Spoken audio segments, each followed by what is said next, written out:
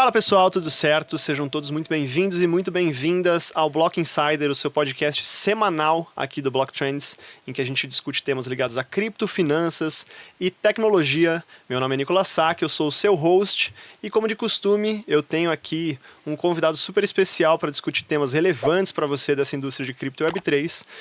Vamos, sem mais delongas, a esse convidado que, no final das contas, também é patrocinador do podcast. Acho que não só do podcast, mas como do Block Trends como um todo, né? Gui, uma baita satisfação ter você aqui com a gente, né? Acho que a gente vem construindo uma parceria muito sólida ao longo dessa jornada e pretendo continuar seguindo aí com esse projeto que a gente tem de impulsionar a adoção de cripto, promover educação de qualidade e mostrar como empresas sérias atuam nesse setor. Então, é uma enorme satisfação ter você aqui comigo. Antes de mais nada, quero abrir espaço para você contar um pouquinho aí da sua trajetória e a mágica que você fez aqui na Bybit do Brasil. Mas antes, naturalmente, a gente tem que falar que esse podcast é patrocinado pela Bybit. E se você ainda não tem conta na Bybit, corre lá para abrir tua conta. A gente tem aqui o QR Code que vai aparecer na tela. Tem também o link na descrição para você acessar. E você está elegível a receber um bônus de até $100 em cripto para você negociar na plataforma. Então corre lá, não perde tempo. E agora vamos então ao Guilherme Prado e toda a atuação que ele tem feito aqui na plataforma do Brasil. E vai ser um prazer ouvir um pouquinho mais da sua história.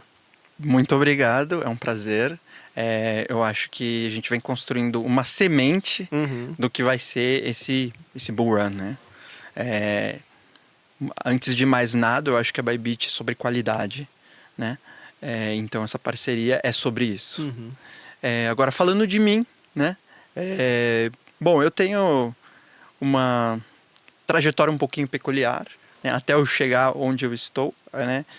Tenho um orgulho imenso de estar nessa exchange e também na indústria, né? E poder trabalhar com pessoas tão brilhantes que você sabe que hoje estão na indústria e são grandes interlocutores.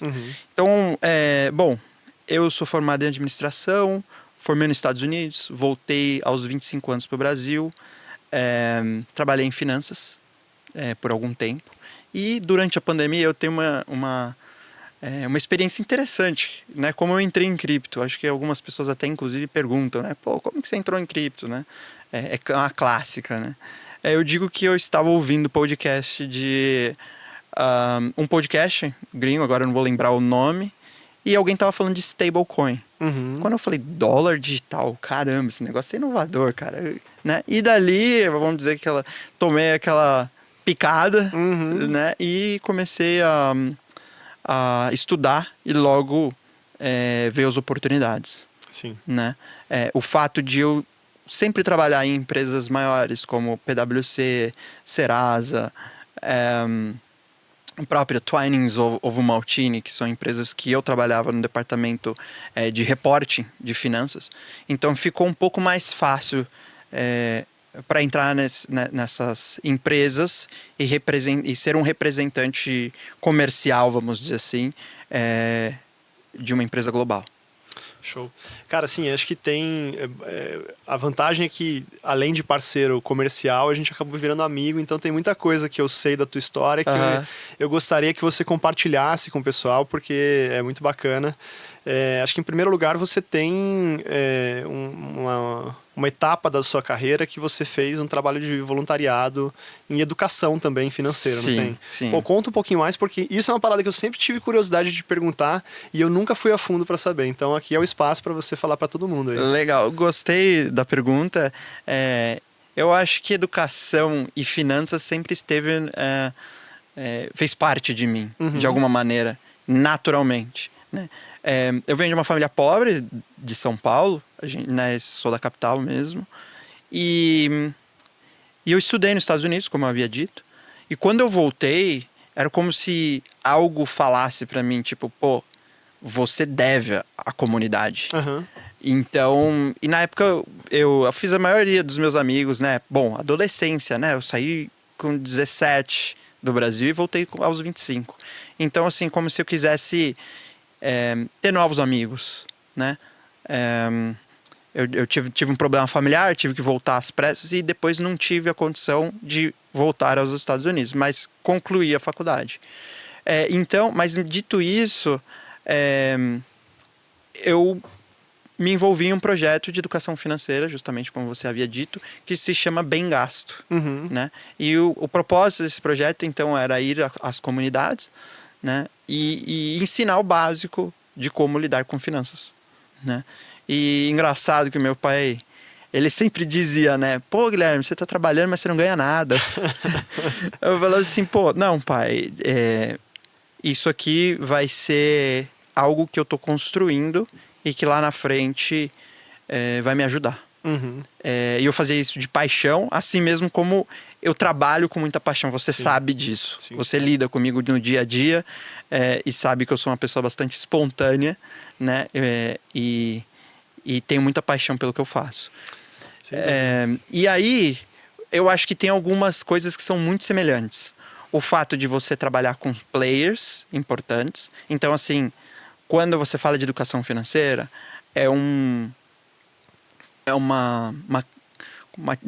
como que eu diria? Tem uma nobreza sobre isso, né? Então, eu conversava com diretores de banco, instituições financeiras grandes aqui em São Paulo. O cara sabia que eu não queria nada em troca, além de ajudar pessoas que precisavam. Sim. Então, era fácil essa conversa, né? Eu cheguei em lugares onde eu nunca imaginei, em alguns bancos nacionais ou até internacionais que têm escritórios aqui no Brasil. Eu falava, caramba, por que essa pessoa está me ouvindo? Né? E isso me ensinou como lidar com determinadas situações, com determinadas pessoas, e me ajudou a, vamos dizer, desenvolver esses sales skills. Sim. Né? E ao mesmo tempo, como eu disse e repito, era algo que eu fazia com naturalidade porque eu tinha uma paixão por aquilo. E naturalmente criar conexões também, né? Como você falou, sim, exato. De banco, enfim, isso exato. é super importante. Eu digo que eu só troquei as moedinhas. Com perdão do trocadilho, né? Exatamente. Então hoje, ao invés de ser, né, um dinheiro fiduciário, hoje eu trabalho com um dinheiro digital. Legal. Mas eu sempre, né, eu tenho orgulho de dizer que eu ia às comunidades, acho que a mais icônica e a que eu tive um projeto, inclusive falei algumas vezes no rádio, foi a Paraisópolis. Eles têm um rádio deles, né? E eu tinha muito orgulho de ter projetos lá. Eu sei que eu impactei pessoas e foi um trabalho muito lindo de 4 anos, né? E, como eu disse, tem várias similaridades.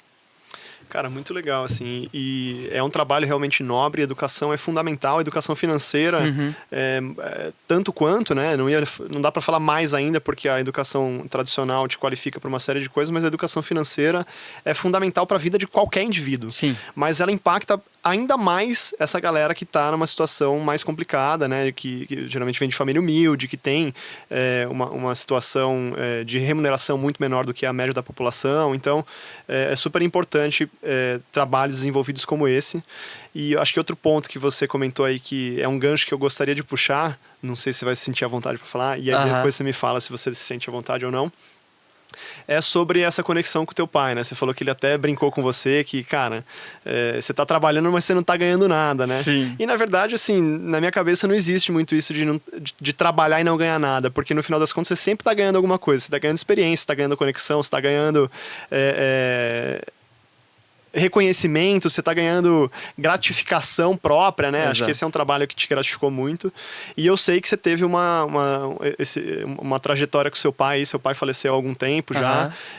E acho que foi um grande ponto de conexão meu com você, porque eu sou pai de 2 crianças. Sim. E em alguns momentos de conversas nossas que a gente teve, você falou muito dessa tua conexão com teu pai, e isso me emocionou muito, porque eu busco sempre ter uma conexão muito forte com os meus filhos, né? Sim. E também tenho uma conexão muito forte com meu pai. E eu vejo que você conseguiu conquistar muita coisa, e apesar desse momento que seu pai falou para você que você não estava ganhando nada, apesar de estar trabalhando, você conseguiu fazer uma reviravolta na sua vida profissional e conquistar uma posição de liderança importante numa empresa global, né, que negocia ativos globais e que, no final das contas, também mexe com a vida de muita gente, né? Sim. Então eu queria que você falasse um pouco sobre isso, como foi para você pessoalmente chegar nesse ponto, né, de ter tido o privilégio, mesmo com o falecimento do teu pai, de construir algo sólido a ponto dele olhar para você e ter orgulho, mesmo antes de chegar no leito de morte, cara. Ah, sim, claro. Isso, bem legal que você comentou, porque meu pai, vamos dizer, ele que financiou a minha escola. Uhum. Então, na cabeça dele, era tipo assim, pô, eu investi muito na sua educação, e não que ele cobrasse, mas ele realmente estava perguntando com uma genuinidade, tipo assim, pô, Guilherme, você precisa construir a tua vida. É isso. Né? Eu não vou estar aqui para sempre. Exato. Então, eu acho que é interessante esse ponto que você havia dito, porque educação financeira, quando você fala de finanças em geral, e fala de cripto, são coisas muito semelhantes. Cripto mudou a vida de muita gente. Sim. Né? Assim, colocou pessoas em outros patamares. E eu digo por experiência própria. Eu sou fruto disso também. Mas é aquela questão de gestão de risco, até onde você chega, como você chega, né? Então, e voltando à questão familiar que você havia comentado do meu pai, é que muitas vezes muitas pessoas não pensam na afinidade da vida. Então, eu vejo muitos brasileiros, pô, ele não tem um seguro, não tem... Eu entendo, tem pessoas, e como eu disse, em educação financeira você lida com pessoas que estão na sobrevivência. Sim. Mas existem muitas pessoas que saíram da sobrevivência e continuam vivendo como se não houvesse amanhã, entendeu? Então, para mim, esse paradigma de entender isso melhor foi muito mais presente quando meu pai morreu. Sim. Né? Então é como se eu entendesse. Hoje eu vejo a vida de uma forma diferente, mas é tudo junto. Sim. E aí, falando do meu pai, né? Eu sei que ele tinha um orgulho muito grande, principalmente quando eu entrei na Bybit. E o desenvolvimento que eu tive dentro da empresa e a forma como eu desenvolvi o mercado. Né? Hoje você pode dizer que a Bybit é a segunda, se não a segunda, a terceira, né? E a gente já está desafiando a primeira. Maior exchange de cripto do Brasil e do global. De volume, né? Exato, e global, em termos de volume. Então, assim, ele viu essa trajetória. Então, eu sei que ele tinha muito orgulho de mim, e eu também tenho um orgulho imenso de ele ter me ajudado a me impulsionar e entender esses princípios, né? Então, acho que é isso, assim, do meu pai. Eu acho que óbvio, eu entendo, cada um tem uma situação familiar, às vezes você não tem a mãe, às vezes você não tem um pai, mas entender que, sim, enquanto nós estamos aqui, a gente tem uma afinidade, a gente precisa trabalhar com o dinheiro, ou com as finanças, ou com a nossa cripto, e ter uma gestão de risco e saber que, tipo, pô, como que eu faço para poder viver bem?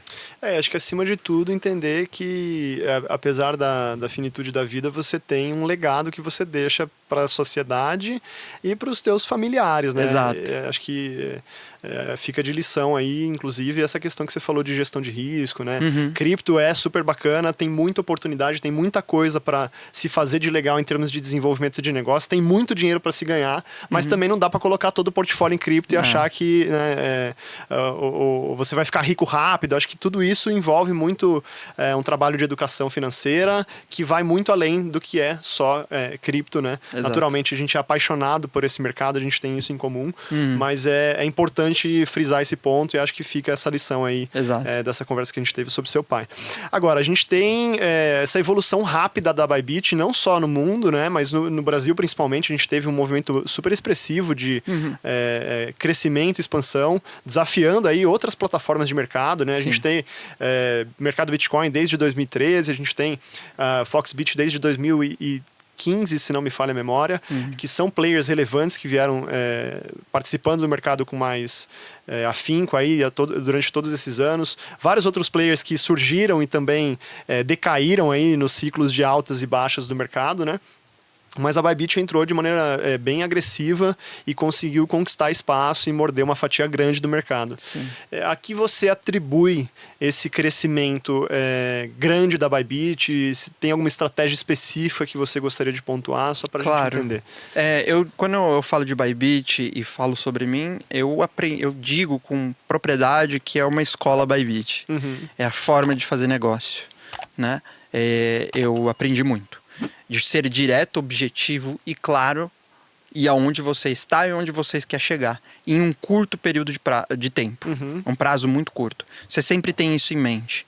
Então eles trabalham isso em você, né? E como você teve a oportunidade de conhecer o nosso CEO, você vê que ele é uma pessoa extremamente direta e objetiva no que ele fala e no que ele faz. E bem descontraído, diga-se de passagem. Exato. E bem descontraído também.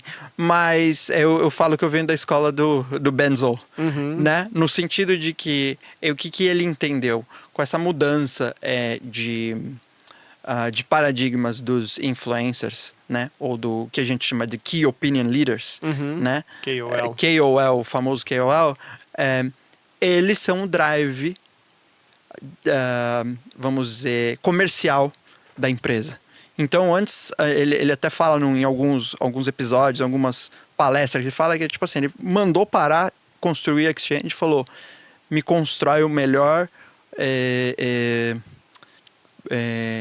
plataforma de parceria com esses influencers.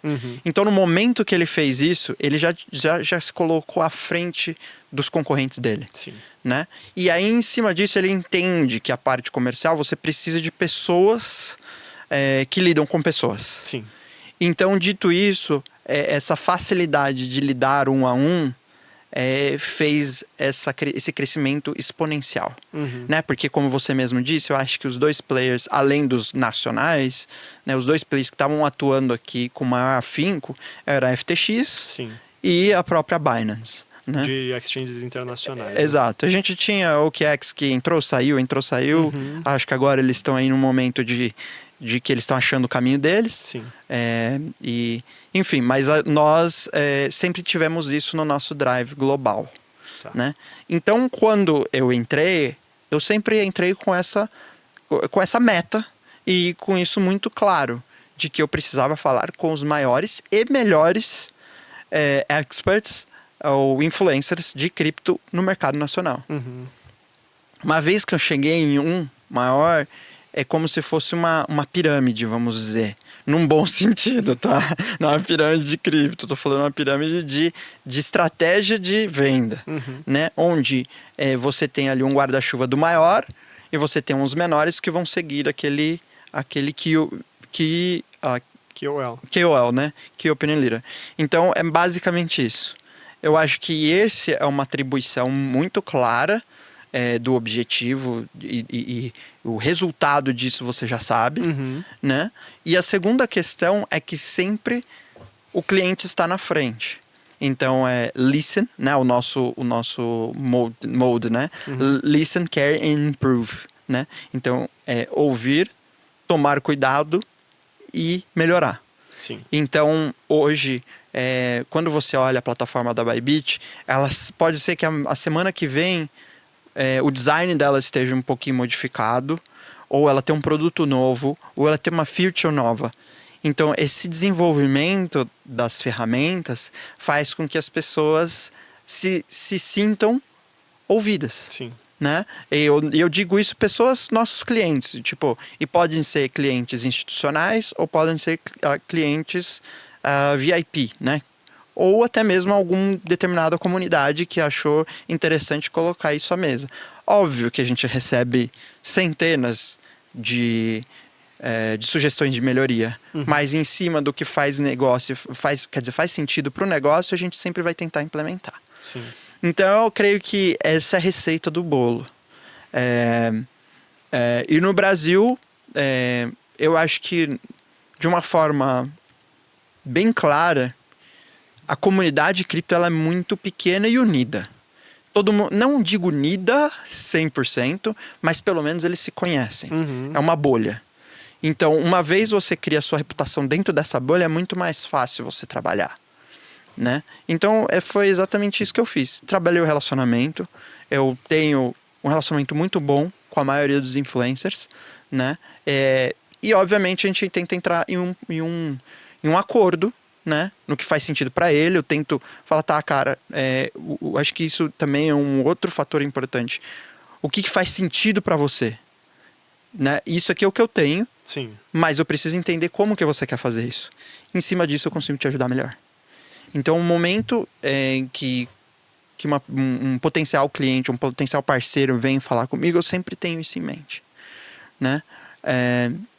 E eu acho porque no final das contas você acaba gerando um benefício mútuo, né? É sobre o outro. O cara ganhar, né? Não adianta. Ele tem que estar se beneficiando para garantir que o trabalho vai ser contínuo e bem feito no longo prazo, né? Não adianta nada você dar uma porrada logo de cara e conseguir um volume grande de clientes no início da parceria, sendo que no longo prazo esse volume para de crescer e aí você tem que fazer um esforço crasso aí para conseguir um outro parceiro que tenha o mesmo alcance que ele, né? Exatamente. Então, acho que o ingrediente aí em comum é como que eu agrego valor para ele. Sim. Né? Como que eu faço? Isso eu acho que faria para qualquer negócio, faria sentido em qualquer negócio. Sim. Né? Então. E para qualquer relacionamento em geral, na verdade. Né? Exato. É assim que você constrói relacionamento duradouro, né? Exato. Entender como que você agrega para sua contraparte para garantir que vocês estão sempre gerando valor um para o outro, né? Exatamente. Então, no início, assim, era bem difícil falar o que é Bybit, né? O povo não sabia o que era. Era difícil. Até que você chegava com uma camiseta da Fórmula 1, né? Eu digo que, com certeza, isso foi uma das coisas que me ajudou pra caramba. Né? Exato. Você chegar para um cliente e falar, pô, né, vou te levar no paddock porque você é o meu melhor cliente, o cara vai se sentir extremamente lisonjeado, né? Enfim, a parceria da Fórmula 1 com certeza ajudou bastante também. Não, cara, mas assim, eu concordo com o que você falou. Eu acho que essa parte da plataforma de afiliados é super redonda, assim. Eu acho que realmente poucas empresas no mercado têm uma ferramenta tão robusta, com exibição de dados tão completa. Acho que tem muita coisa bacana. E do outro ponto, o time de produtos, né? Que é muito ágil, cara. O time eu tive a oportunidade de falar com o Ben, entrevistei ele no podcast, que a gente inclusive fez em parceria com o pessoal da Flow SA, né? Foi super bacana. Para quem ainda não assistiu, convido a assistir, porque vale a pena. O cara traz uns insights super valiosos. Mas no final das contas, ele fala, né? A gente tá no mercado que é super dinâmico e que quem não se adapta rápido fica para trás. Exato. Então o time tem que ser ágil, tem que ser muito ágil e tem que saber responder aos estímulos, tanto da base de clientes quanto as mudanças que estão acontecendo na indústria, né? Então, a Bybit eu vejo que está na fronteira da inovação quando se trata de produtos ligados a cripto. E uma das coisas que o Ben me falou que eu achei muito interessante é que eles sempre estão buscando formas de conectar o usuário ao universo de Web3, reduzindo o máximo possível que ele consegue o risco desse cara. Exato. Então, se você se conectou a uma DApp que recebeu um red flag ali por algum tipo de fraude, alguma coisa, a Bybit envia para todos os clientes que estão conectados com esse contrato um alerta avisando que esse contrato é fraudulento, sabe? E isso eu não vi nenhuma outra plataforma do mercado fazer, sabe? Então, acho que esse seu ponto que você trouxe de ser centrada no usuário, acho que é um dos grandes diferenciais que faz a plataforma, depois de atrair o cliente por uma estratégia de parcerias de afiliados, faz o cara ficar porque ele entende o valor que a plataforma agrega no geral, sabe? Exato, como se a gente utilizasse os KOLs, né, os Key Opinion Leaders, como parceiros de negócio, de fato, como deveria ser. Sim. Né? Então, eu creio que é isso. Agora, Gui, me fala uma coisa, cara. A gente tem... Você tem, então, no seu dia a dia, esse contato com esse monte de gente que você tem que conversar. Sim. Como que é para você essa dinâmica, né? Como que seria um dia típico na tua rotina? Tá, legal. Boa pergunta. O meu dia é bem atípico. O meu dia. Lembrando que a Bybit, ela tem alguns escritórios na Ásia, né? E a sede fica em Dubai. Então, isso faz com que a gente tenha um desafio de time zone, né? De fuso horários, né? Então, normalmente eu acordo cedo, né? Acho que com certeza você já deve ter acordado eu te perturbando com alguma mensagem. Mas, enfim, eu acordo muito cedo. Justamente, eu já tenho uma imensidão de mensagens de pessoas que estão querendo saber alguma coisa de produto, ou saber algum problema, ou algo do gênero, ou alguma mudança na plataforma, ou alguma feature nova, enfim. Então eu separo a parte da manhã para conversar com a galera de fora, e a parte da tarde eu trabalho com os nossos clientes. A não ser que seja alguma urgência, né? Mas é assim que eu me divido. À tarde é um pouco mais tranquilo, então eu vou conversar. Eu fico muito no telefone, justamente porque eu gosto de ouvir todo mundo, saber o que está acontecendo, como melhorar. Enfim, eu também tenho uma demanda muito grande, né, desses parceiros. E à noite, obviamente, que as mensagens começam novamente. Normalmente eu tento, se não é, vamos dizer assim, extremamente urgente, então eu coloco essas preferências para falar com as pessoas na parte da manhã, algum tipo de ligação, alguma coisa. Já aconteceu, é normal, de cada 15 dias ou semanalmente, eu tenho uma noite em claro. Né? Justamente porque tem alguma coisa, alguma gestão de crise, ou algo que eu preciso dar um push, ou alguma reunião que é extremamente muito decisiva. Tá. Né? Mas eu evito justamente porque é assim que eu me organizo. Tá. Agora, você mencionou que você tem boa parte do teu dia que você lida diretamente com clientes, né? E a gente sabe que a Bybit tem um programa super bacana de relacionamento com clientes excepcionais, né? Que movimentam um volume grande. Isso. Acho que vale você contar um pouquinho para nossa audiência aqui como que funciona esse programa, quais são os limites que o cara precisa atingir ali para ser considerado um cliente VIP, porque você mesmo até falou que tem cliente que ganha experiência de paddock da Fórmula 1, que é um negócio super exclusivo, Sim. né? Acho que isso é um modelo que se replica no mundo, e tem uma série de outros benefícios, jantares exclusivos só para clientes VIPs, né? Que geram um networking bem rico. Acho que vale você comentar um pouco e trazer essa parte de valor que vocês agregam para os clientes mais relevantes aí. Boa pergunta. O nosso programa de VIP, né, de clientes VIPs, a gente tem duas formas como as pessoas entram nele. Ou é se você é um heavy user, e aí eu falo um heavy user, é uma pessoa que utiliza ali e tem uma transação, é um trader muito ativo, né? Então ele tem ali 10 milhões de volume de trade na plataforma. De dólares, né? De dólares. Ou ele tem no mínimo 100 mil dólares na conta. E aí o que ele tem já de benefício imediato? A redução das taxas. Tá. Então ele tem ali cerca de 30 e poucos % de redução de taxa. E aí, obviamente, que ele vai subindo. O VIP 2, né, o VIP 2, acho que é 250 mil, se eu não me engano. De saldo em conta. De saldo em conta. E um valor também, acho que 20 milhões. Agora, esse volume, ele pode ser também com operações alavancadas? Pode. Sei lá, contratos futuros. Sim. Ele tanto em contratos futuros ou spot. Derivativos é a soma. em geral, né? É a soma. Legal. Né? E aí, de fato, e outro benefício é que você vai ter uma pessoa exclusiva para te atender. Né? A gente tem o Paulo, né? Acho que você conhece que o Paulo. É o gerente de relacionamento com VIPs, né? Exato. E aí, na hora que você entra na plataforma, você vai ver ali, entrar em contato com o seu gerente. Né? E o Paulo é brasileiro também. Obviamente, a gente divide por língua. A Bybit, ela é dividida por língua. Né? O mapa geográfico da Bybit é por língua. O que faz bastante sentido. Exato. Então, com curiosidade, a gente também cuida do mercado português, né?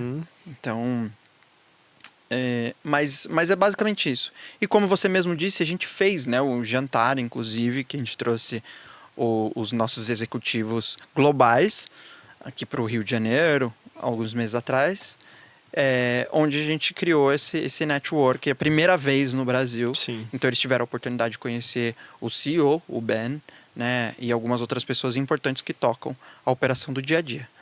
Estou dizendo de global, né? Sim. Alguns decision makers. Mas, sim, se você é um cliente, se eu não me engano, é VIP 2 ou 3, aí você já começa a ter a chance de entrar, por exemplo, em paddocks ou outros eventos. E, obviamente, você tem lá um Launchpad, Launchpool, tem algumas coisas, outros produtos dentro da plataforma, né? Onde você vai ter alguns acessos exclusivos, prioritários né? por ser... É como se fosse, de uma forma muito simples aqui, você ter a sua conta Uniclass e a sua conta mais premium em algum banco, né? Onde você tem... mas é basicamente isso, né? O programa de VIP. Eu acho bem interessante. A Bybit, eu acho que colocou muita atenção nos parceiros de negócio primeiro, os primeiros anos. E eu acho que 2024 foi o ano do VIP. Então a gente tem feito bastante por eles, né? Justamente porque eles são os nossos melhores clientes. Quem pagam as contas. São quem pagam as contas. Exato. Agora, a gente tem a Bybit, como eu mencionei, trazendo uma série de ferramentas inovadoras. Acho que não só na ponta de Web3, como eu mencionei aqui, que o Ben já tinha trazido para nós, mas também em ferramentas gerais de uso para parceiros de negócio, coisas do tipo. O que você acha que você pode trazer aqui de inovação recente que a Bybit está trabalhando, que você acha que pode ser game changer para o mercado? É muito legal a pergunta. Uma das coisas que eu vejo que acontece bastante é quando as pessoas iniciam na jornada de cripto, elas não sabem tradar. E aí a gente sempre quer ter alguém que a gente fala assim, pô, será que eu podia copiar a carteira de alguém? Né? E obviamente para isso a gente tem as casas de research no Brasil, as famosas casas de research. Sim. Que eu acho que tem um papel essencial na vida do investidor. Né? Comum, né? O cara comum. Que não é Exato. E aí, obviamente, tem alguns clientes nossos, alguns parceiros de negócio, que eles não são traders profissionais. Mas eles entendem muito de cripto. Né?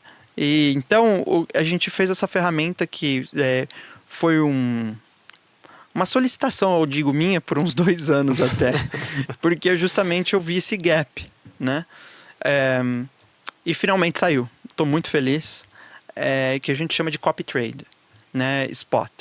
Então basicamente você consegue, se eu crio uma carteira ali balanceada, então digamos que eu coloco 50% em Bitcoin, 20% em Ethereum e os outros 80% em altcoins, né, moedas menores,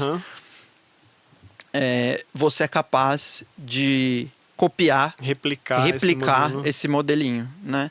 Então, sendo assim, ficou muito mais fácil e intuitivo para as pessoas. E acho que copy trading, cara, até num cenário de um mercado global como o de cripto, você reduz o risco de manipulação, né? Porque se você pensa num modelo de copy trading para um mercado doméstico, como uma B3 da vida, assim, que não tem uma liquidez global, né?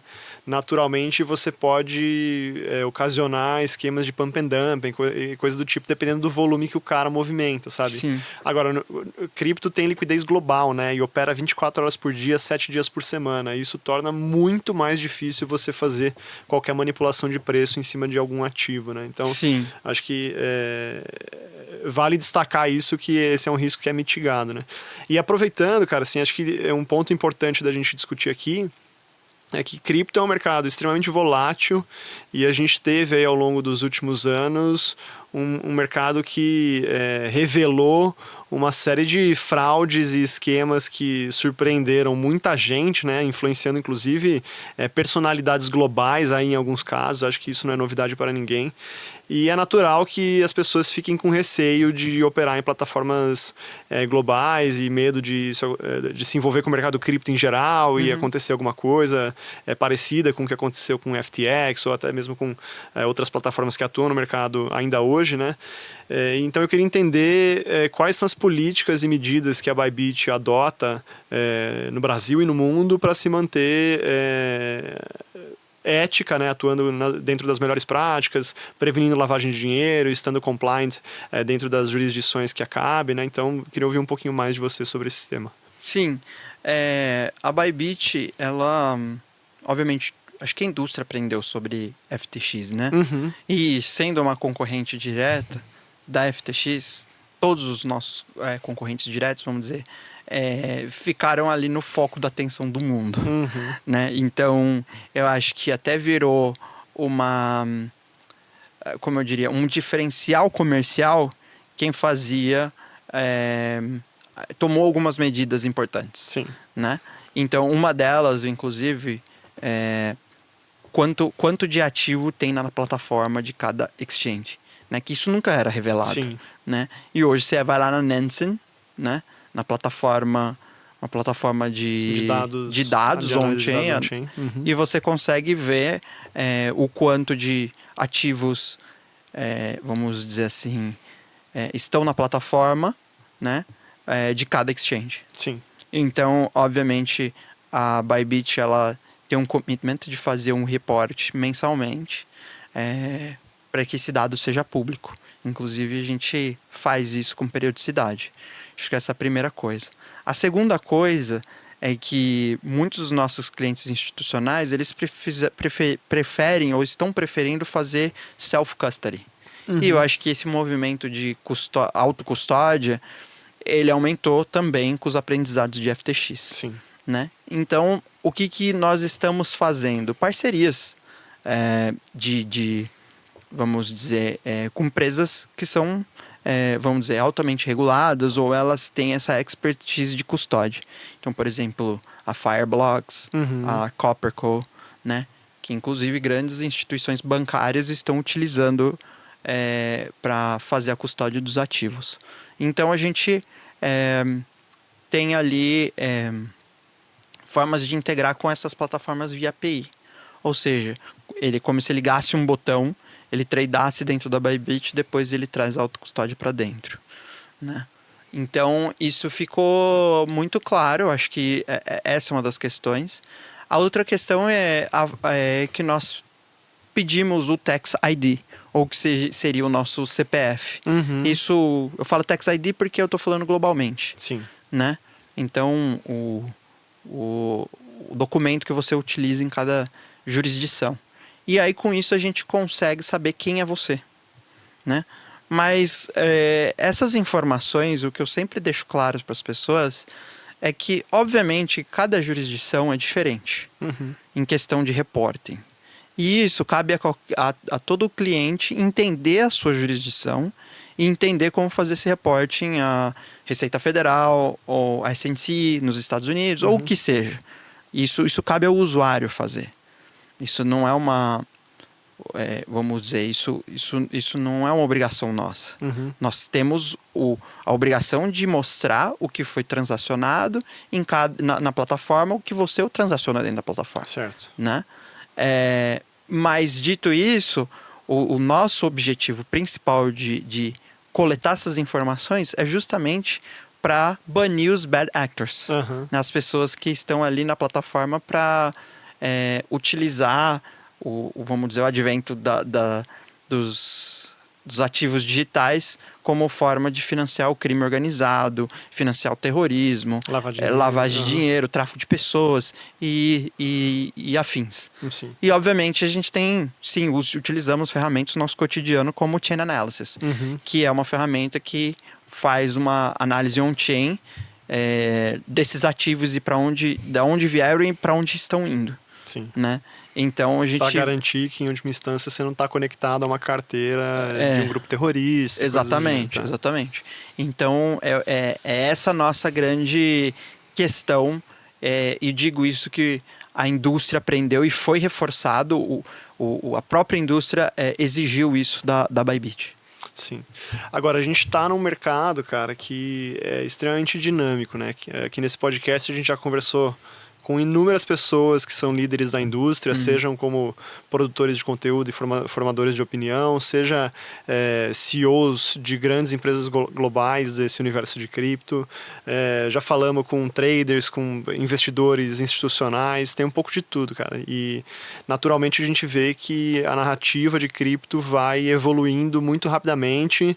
Eu digo que cripto é um proxy das inovações que acontecem no ambiente tecnológico, porque ela consegue replicar na forma de token, né, ainda que seja especulativo, né, mas consegue replicar na forma de token alguns das principais narrativas de tecnologia. Então a gente viu aí a ascensão de tokens de AI, a gente está vendo aí a ascensão de tokens ligados a real world assets, também de decentralized physical infrastructure networks. Então tem um pouco de tudo aí acontecendo, e cripto meio que consegue funcionar como um mecanismo de precificação dessas mudanças tecnológicas em tempo real, negociado 24 horas por dia, 7 dias por semana, né?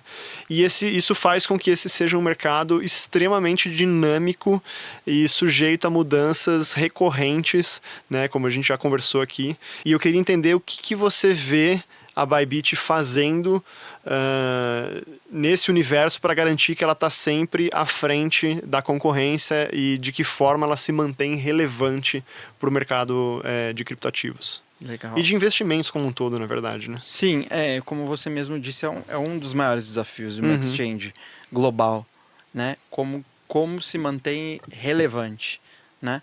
Nós temos nosso principal concorrente, a Binance, que também está bastante à frente, tem um número de usuários muito grande, né? E nós temos o OKEx, por exemplo. Sim. Mas eu acredito que dentro da Bybit a gente trabalha com sprints. Sim. Né? Ou seja, alguns momentos onde a gente vai dar alguns focos específicos e a empresa toda trabalha em cima disso, né? Então, como eu disse anteriormente, o foco de 2024 foi o VIP. Ter um programa muito desenvolvido e muito sólido para os nossos melhores clientes. Os anos anteriores, a gente trabalhou nos anos mais 2018, 2019, a gente criou uma plataforma onde a gente teria os nossos parceiros muito mais próximos de nós e que a gente ia ter certeza que teríamos a longo prazo. Né? Referente, por exemplo, à listagem. É outra coisa que foi desenvolvida de uma maneira que, assim, nós não vamos aceitar determinados projetos. Sim. Obviamente eu não posso falar de projeto X ou Y, mas existem alguns critérios dentro da plataforma de listagem. Se ele não passa aqueles critérios, se ele não tem uma comunidade boa, se os fundadores, o time de fundadores e o advisors tem um track record muito bom, né? Se eles tiveram algum tipo de ruído dentro da trajetória deles, se eles estão com os melhores market makers, se eles têm uma comunidade muito ativa ou não. Todos esses ingredientes são pontos importantes para uma boa listagem. Sim. Certo? E logo, o que isso vai garantir é uma grande aquisição de clientes para a exchange e uma parceria de longo prazo com os projetos. Então, isso também foi deixado foi um sprint em algum momento. Então, a gente trabalha, por exemplo, agora um sprint de infraestrutura de meio de pagamento. Você pode ver que países onde a gente tem uma infraestrutura de pagamento como o Pix no Brasil é muito forte, a gente não tem um P2P tão forte. Então, por exemplo, na Argentina, o P2P é muito mais forte. Então, fez muito sentido a gente trabalhar com a melhor experiência de usuário e ter os melhores preços de uma plataforma de P2P. Entendi. Então, eu creio que são por sprints e por regiões também. Ou, às vezes, não. Então é assim que a gente se mantém relevante, né? Olhando para as necessidades individuais de cada região e oferecendo para os clientes a melhor ferramenta disponível. Exato. No mercado, entendi. Então, o outro foco por exemplo, Web3. A gente formou um time de profissionais muito bons, internos, que queriam trabalhar com Web3. Primeiro a gente olhou o nosso pool interno e depois a gente começou a recrutar externo também. Então, eu digo que, como eu havia dito no início, muitas vezes você entra lá na carteira de Web3 da Bybit, você vai ver que ela está muito diferente da mesma carteira do Web3 que estava ativa há 3 meses atrás. As mudanças, os features que tem, como ela está sendo desenvolvida. Então, por quê? Porque foi um sprint de trabalho e um foco onde a gente deu em Web3. Assim como o Ben falou naquele podcast que países como Japão, Coreia, eles têm uma interatividade muito maior com DeFi, depois de FTX, principalmente, mas a autocustódia virou uma decisão onde o cliente ele está muito mais ativo. Sim. Né? E, por exemplo, no Brasil a gente ainda está engatinhando na questão de educação e infraestrutura. Sim. Eu digo que a gente fez um avanço muito grande e isso fez com que a gente se tornasse relevante no mercado. É notório, né? Então, isso é resultado desses sprints. E se você que está nos assistindo aí busca por educação, não esquece que a gente tem a nossa plataforma educacional, a gente também tem o link aqui na descrição, que você consegue acessar e consumir mais de 20 cursos sobre esse tema, inclusive um curso super completo sobre autocustódia. Não deixa de acessar, se você não for inscrito, corre lá e consulta as condições especiais.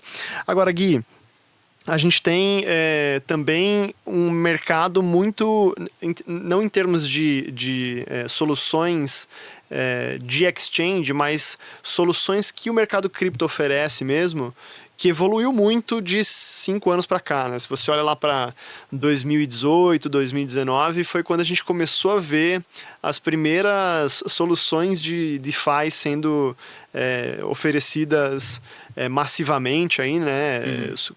Aplicações mais sofisticadas e coisas do gênero. E naturalmente, conforme o tempo foi passando, a gente viu soluções de plataformas de contratos inteligentes aparecendo que são mais eficazes que gerações passadas de blockchains.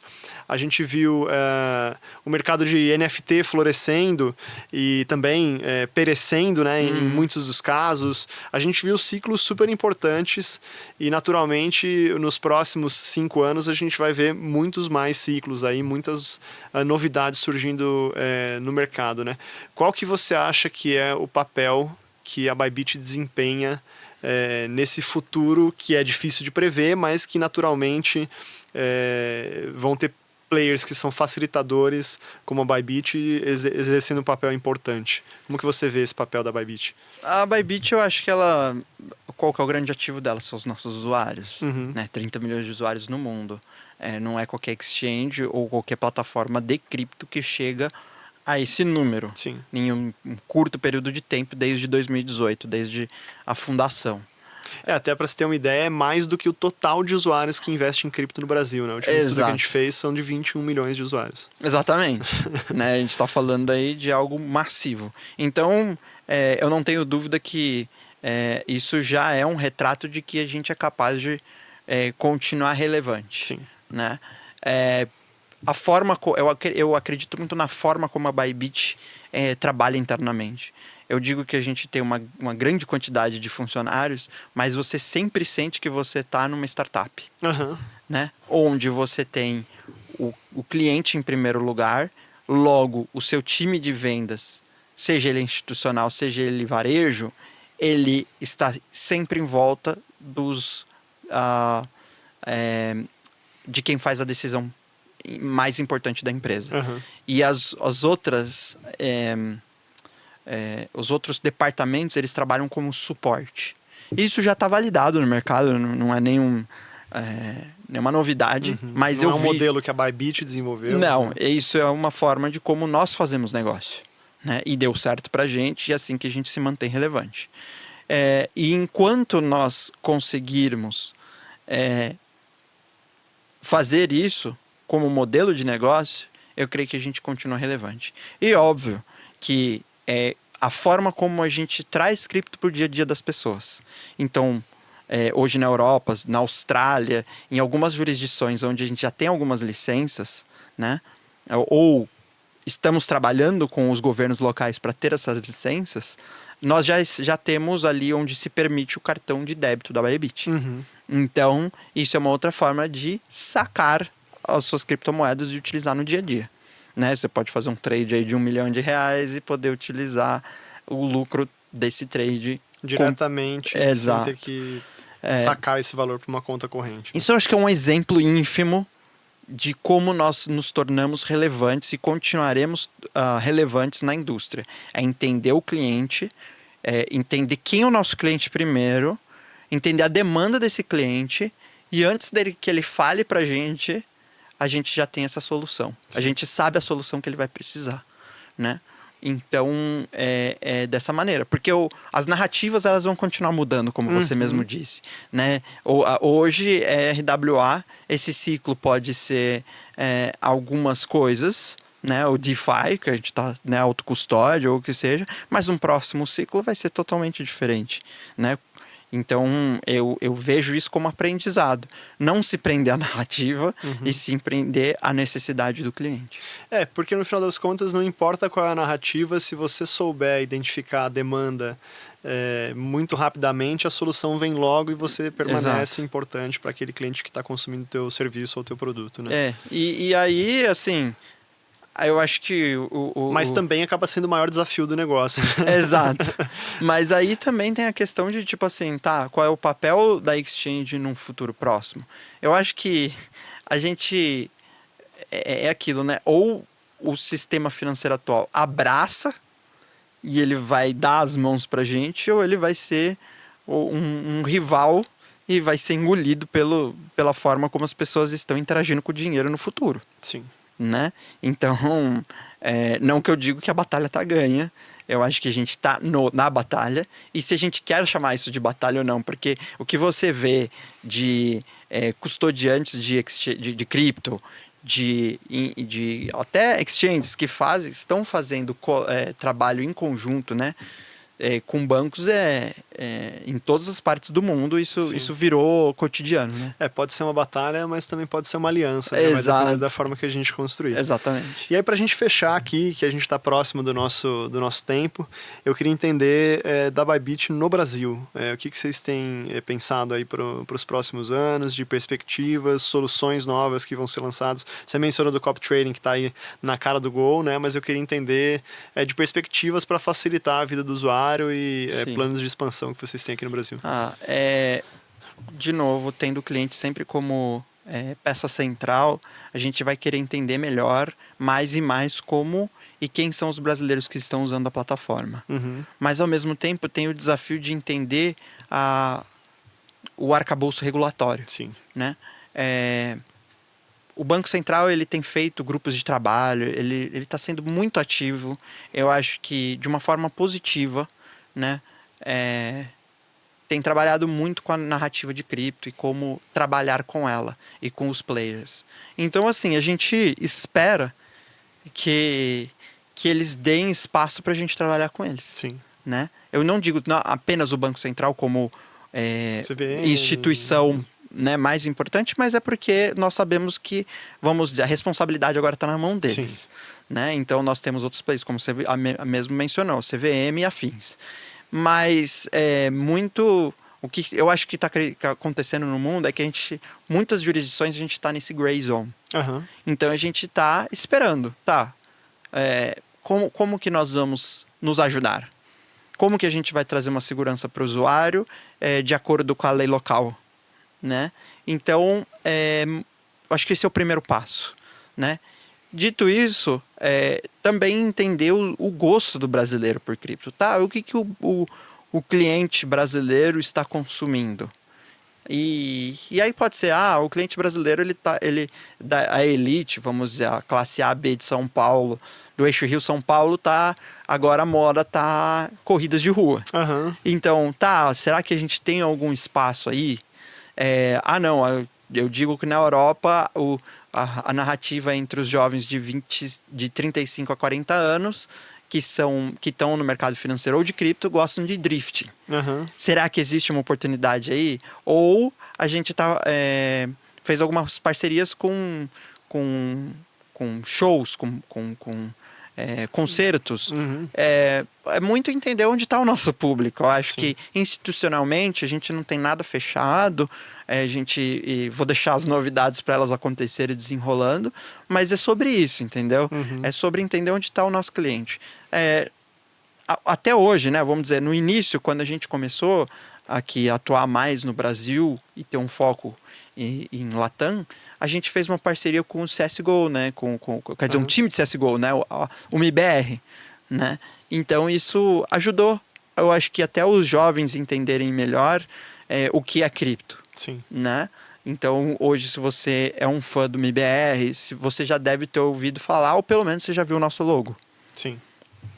Então, é sobre isso, assim, tipo, entender o que é o usuário, quem é o nosso usuário e como nós vamos beneficiar. Então, em cima disso, a gente vai trabalhar essas parcerias estratégicas. Muito bom. Gui, queria muito te agradecer pela participação, acho que são insights super valiosos para a gente aqui e para o cliente também que consome a sua plataforma e consegue acessar e ver todas as features que estão disponíveis. Queria saber se você tem algum último comentário para deixar aí para o pessoal, senão a gente encerra por aqui. Eu acho que é isso, muito obrigado, foi um prazer ter aqui conosco. Muito obrigado pela oportunidade, espero que eu possa contribuir aí nos próximos episódios, quem sabe. Show de bola, vamos com tudo. Agradecer você também que ficou aqui com a gente até o final. Se você gostou desse conteúdo, não esquece de amassar esse botão de like para garantir que o YouTube vai entregar esse conteúdo para o maior número de pessoas possível. Se inscreve no canal se você ainda não for inscrito, ativa o sininho de notificações para receber sempre os conteúdos que a gente tem, não só os podcasts que a gente produz, que são super bacanas, com pessoas líderes da indústria e players relevantes do mercado, mas também as análises que a gente produz semanalmente, conteúdos tutoriais, guias e, enfim, as ferramentas que você pode utilizar para acessar esse mercado da melhor maneira possível, tá legal? A gente vai ficando por aqui e se fala de novo na semana que vem. Um abraço, tchau!